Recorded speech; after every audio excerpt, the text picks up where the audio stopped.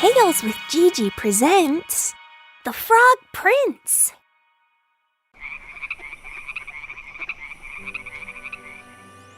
One summer's evening, a young princess was out for a stroll in the park.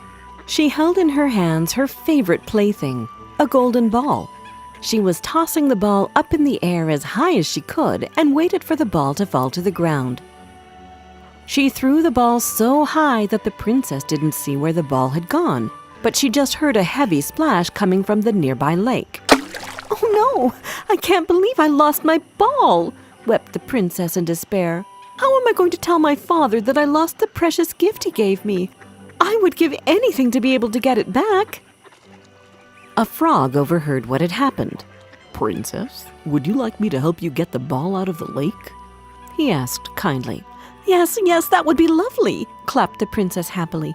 "I will give you as many gems and diamonds as you ask for." But the frog shook his head.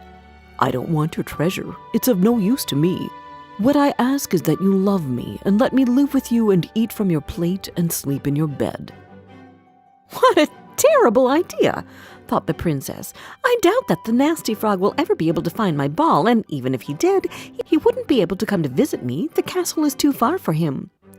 So she replied, "Yes, sure, just bring me my ball and I will grant your wishes." The frog dived under the water and soon his head popped out of the surface. "You are my queen, your ball," he said, and coming out of the lake, he rolled her golden ball towards her. The princess took her favorite plaything and ran towards the castle overjoyed.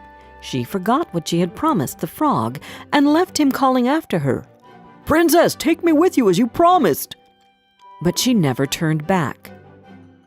The next day, the princess was sitting with her family at the dinner table when someone knocked gently on the door.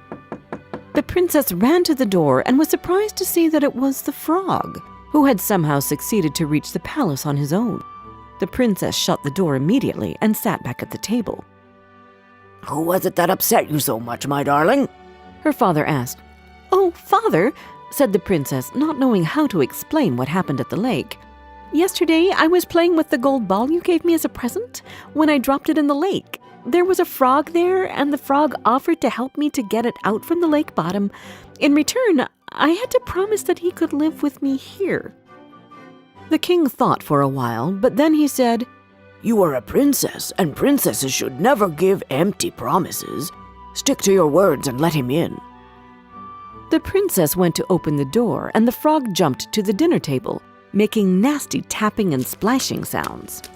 The frog turned his head to the princess. "Please, lift me so that I can sit on the chair next to you," he asked. The princess placed the frog on the chair next to her. She was wiping her hand in disgust when the frog spoke again. "Lift me on the table now so that I can eat off your gold plate."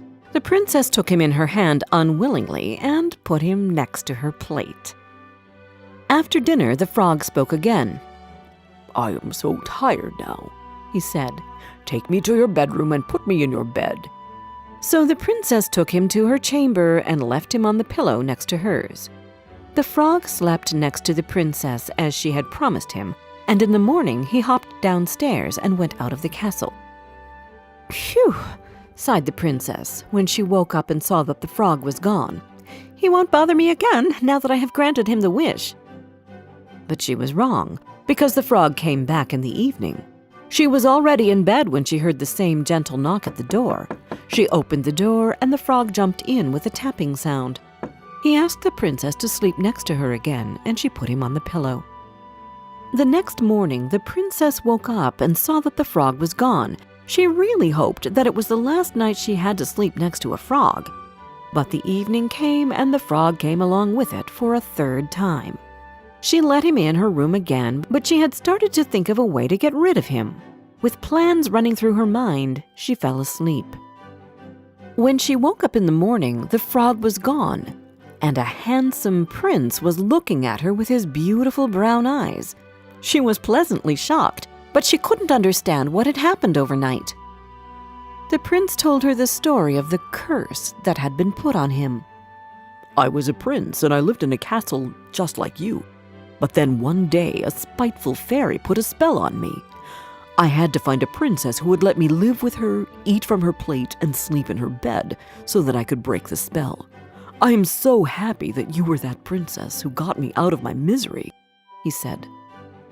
He kneeled down and took her hand in his. "I wish nothing else from you but to marry me and live with me in my father's kingdom." The young princess didn't take long to agree. The king gave the prince one of his horses. The young prince and princess rode off together to his father's castle. They married and lived together happily for a great many years.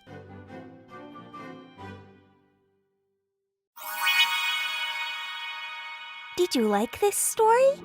Download our storytelling app, Tales with Gigi, where you can find more than 30 other fairy tales and fables which can come in handy during feeding time, bedtime, or on road trips. And don't forget to subscribe to our channel. We've got new tales coming out every Wednesday.